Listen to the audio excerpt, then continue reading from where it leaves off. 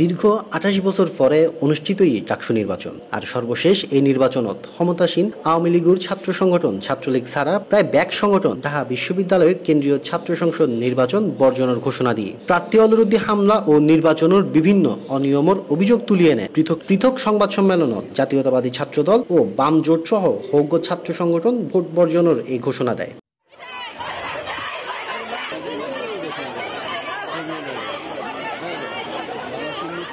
একপাশ থেকে ballot box নিয়ে দৌড় দিয়ে ওই পাশের রিডিং রুম যেটা সেখানে গিয়ে ভিতর থেকে দরজা লাগিয়ে দেয়।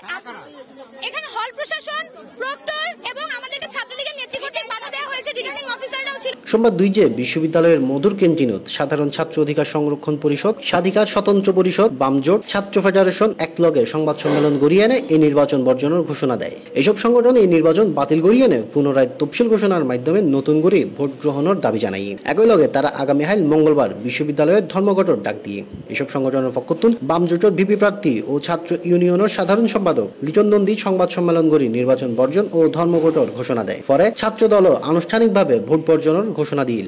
আমরা এই নির্বাচন ঘৃণাভরে প্রত্যাখ্যান করছি।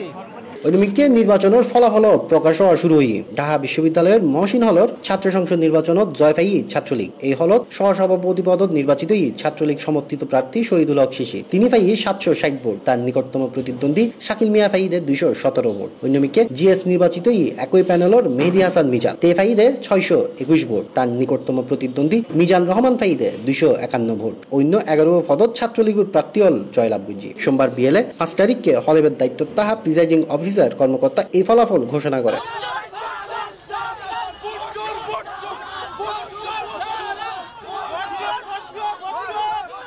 Desk news, C+.